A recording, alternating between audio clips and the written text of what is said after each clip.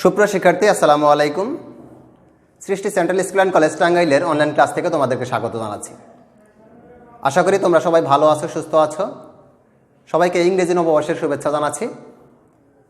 তো আজকে আমি দশম শ্রেণীর বাংলা ব্যাকরণ ক্লাস নিয়ে হাজির হয়েছি। তো তোমরা নবম শ্রেণীতেও যে বইটা পড়েছো, তোমরা দশম শ্রেণীতে এসেও কিন্তু সেই বইটাই পড়ছো। তো আমি আজকে যে বিষয়টা তোমাদের পড়াবো এটাও কিন্তু তোমরা নবম শ্রেণীতে পড়ে আসছো। তো যাই হোক, আমরা নবম শ্রেণীর পড়া বিষয়গুলো পড়বো এবং নবম শ্রেণীতে যেগুলো সিলেবাসে ছিল না সেগুলো আমরা আলোচনা করব। তো এটা হয়তো নবম শ্রেণীতে তোমরা পড়েছিলে, তারপর আমরা আবার দশম শ্রেণীতে নতুন করে শুরু করছি। তো দেখো, আমরা আজকে বাংলা ব্যাকরণ ক্লাস করব, আর বাংলা ব্যাকরণ ক্লাসের আমাদের আজকের আলোচ্য বিষয় হচ্ছে ভাষা। তো আমরা আজকে জানবো ভাষা কি, ভাষা সম্পর্কে বিস্তারিত আলোচনা করব, ভাষার যাবতীয় বিষয় জানার চেষ্টা করব। তো দেখো, আমরা ভাষা বলতে যেটা বুঝি, ভাষা হচ্ছে এক কথায় বলতে গেলে মানুষের মনের ভাব প্রকাশ করার মাধ্যম। মানুষের মনের ভাব প্রকাশ করার মাধ্যমকে আমরা কি বলতে পারি? ভাষা বলতে পারি। তো আমরা যদি বলি যে ভাষা কাকে বলে, তাহলে যদি এটুকু বলা হয় যে মানুষের মনের ভাব প্রকাশের মাধ্যমকে ভাষা বলা হয়, তাহলে আমরা সেটা সংজ্ঞা গ্রহণযোগ্যই হবে। তবে আমরা যদি আরও বেশি গ্রহণযোগ্য সংজ্ঞাটা বলতে চাই, তাহলে আমাদের কি বলতে হবে যে বাকযন্ত্রের দ্বারা উচ্চারিত, বাকযন্ত্রের দ্বারা উচ্চারিত অর্থবোধক ধ্বনির সাহায্যে মানুষের মনের ভাব প্রকাশের মাধ্যমকে ভাষা বলে। তো দেখো, এই বাকযন্ত্র বলতে আমরা যেটা বুঝি, বাকযন্ত্র বলতে সহজ কথায় যদি আমরা আক্ষরিক বা শাব্দিক অর্থ দেখি, তাহলে বাকযন্ত্র শব্দের অর্থ হচ্ছে কথা বলার যন্ত্র। মানুষের শরীরের যে সকল অঙ্গ প্রত্যঙ্গ কথা বলতে সাহায্য করে, মানে যে সকল অঙ্গ প্রত্যঙ্গ কথা বলতে সাহায্য করে, সেগুলোকে বলা হয়েছে বাক প্রত্যঙ্গ। আর এই বাক প্রত্যঙ্গকে, এই মানুষের শরীরের যে সকল বাক প্রত্যঙ্গগুলো রয়েছে, এই সকল বাক প্রত্যঙ্গকে একত্রিত করে সেটাকে বলা হচ্ছে বাকযন্ত্র। তাহলে আমরা জানলাম কি, এই বাকযন্ত্রের দ্বারা উচ্চারিত অর্থবোধক ধ্বনির সাহায্যে মানুষের মনের ভাব প্রকাশের মাধ্যমকে কি বলা হয়? ভাষা বলা হয়। আবার এর আরও একটি সংজ্ঞা তোমাদের বইতে লক্ষ্য করবার দেওয়া আছে, যে মানুষের কণ্ঠ নিঃসৃত বাক সংকেতের সংগঠনকে ভাষা বলে। মানুষের কণ্ঠ নিঃসৃত বাক সংকেতের সংগঠনকে ভাষা বলে। কণ্ঠ নিঃসৃত বলতে যে জিনিসটা বোঝায় সেটা হচ্ছে কণ্ঠ থেকে বের হয়েছে এমন, মানুষের কণ্ঠ থেকে বের হয়েছে বাক সংকেত। বাক সংকেত বলতে ধ্বনিকে বোঝানো হয়েছে, আর ধ্বনির সংগঠন মানে অনেকগুলো ধ্বনির মাধ্যমে কি হয়? ভাষার সৃষ্টি হয়। আর দেখো, এই যে ভাষা, পৃথিবীর সব জায়গায় কিন্তু ভাষা একরকম থাকে না, বিভিন্ন জায়গায় ভাষার পরিবর্তন আমরা লক্ষ্য করি, আর বিভিন্ন সময়ে ভাষার পরিবর্তন লক্ষ্য করেছি। তো এই ভাষার পরিবর্তনের কারণগুলো জেনে নাও একটু। ভাষা কেন কেন পরিবর্তন হতে পারে?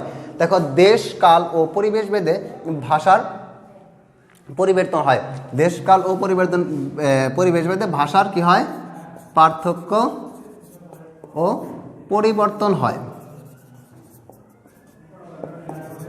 ঠিক আছে, দেশ, কাল ও পরিবেশ ভেদে ভাষার পার্থক্য এবং পরিবর্তন ঘটে।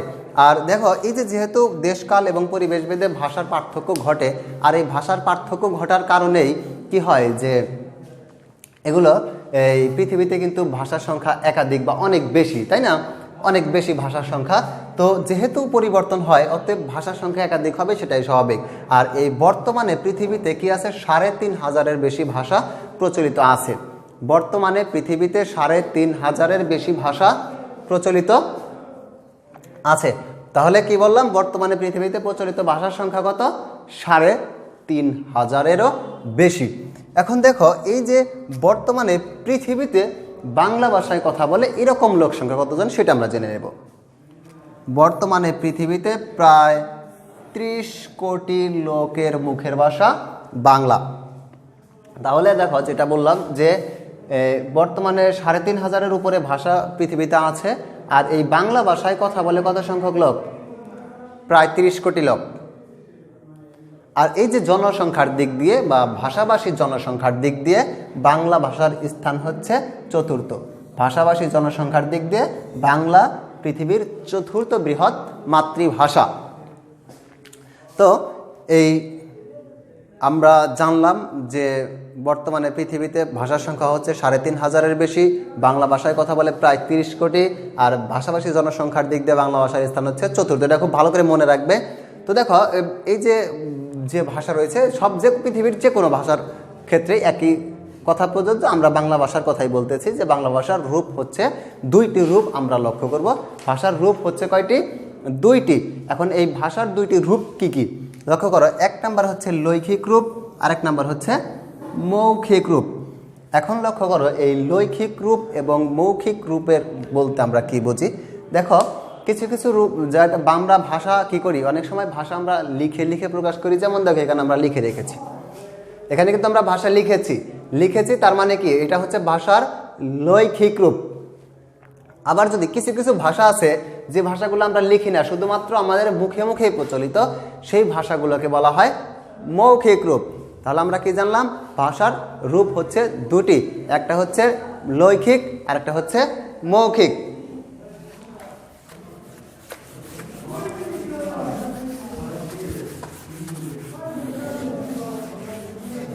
তো দেখো আমরা তার পরবর্তী অংশে চলে যাচ্ছি। এই যে লৈখিক এবং মৌখিক রূপ রয়েছে, এর আবার কিন্তু আলাদা আলাদা, প্রত্যেকটা রূপেরই আলাদা আলাদা রীতি রয়েছে। যেমন এই লৈখিক রূপের দুটি রীতি রয়েছে, যেমন সাধু রীতি, চলিত রীতি।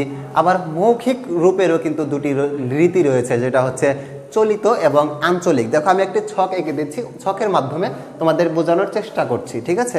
তো দেখো আমরা যদি বাংলা ভাষার কথা বলি, তাহলে দেখো বাংলা ভাষা, ঠিক আছে, বাংলা ভাষা, ঠিক আছে। এর যদি আমরা এর রূপের কথা বলি, তাহলে এর রূপ কয়টি? দুটি। কি কি রূপ বললাম? একটা আমরা বললাম একটা হচ্ছে কি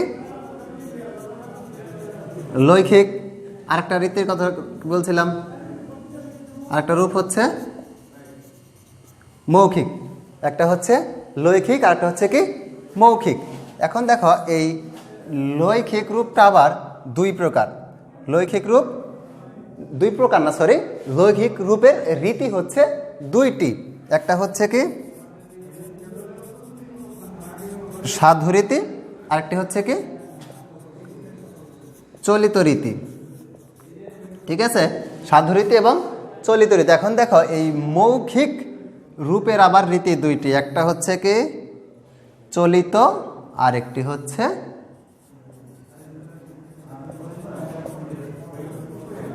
আঞ্চলিক। একটা হচ্ছে চলিত এবং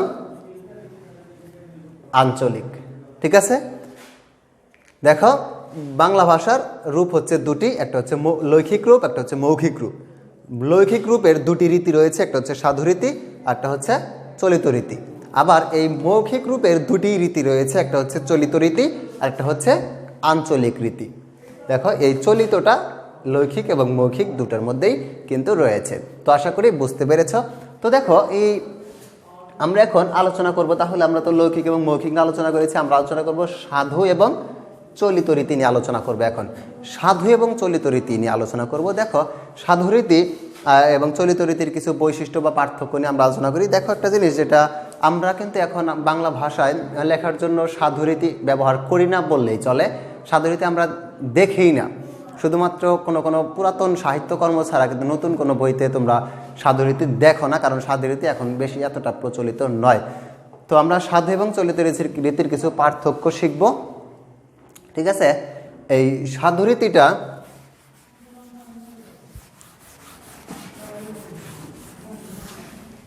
দেখো, যদি আমরা সাধুর কিছু বৈশিষ্ট্য বলি, তাহলে দেখা যাচ্ছে কি যে এই সাধু রীতিতে কি এখানে এই তৎসম শব্দের কি প্রাধান্য বেশি, এখানে তৎসম শব্দের প্রাধান্য থাকে। এবং চলিততে কি চলিততে দেখা যাচ্ছে তৎসমের জায়গায় এখানে তদ্ভব শব্দের প্রাধান্য বেশি, এখানে তদ্ভব শব্দের প্রাধান্য বেশি। আবার দেখো এখানে কিন্তু দেখা যায় এই সাধু রীতিটা হচ্ছে গুরু গম্ভীর, কিন্তু এখানে কিন্তু সেটা কিন্তু গুরু গম্ভীর নয়, এটা হচ্ছে একেবারে কি সহজ সরল প্রাঞ্জল, ঠিক আছে? আবার দেখা যায় এটা এই সাধু রীতিটা কিন্তু নাটকের সংলাপে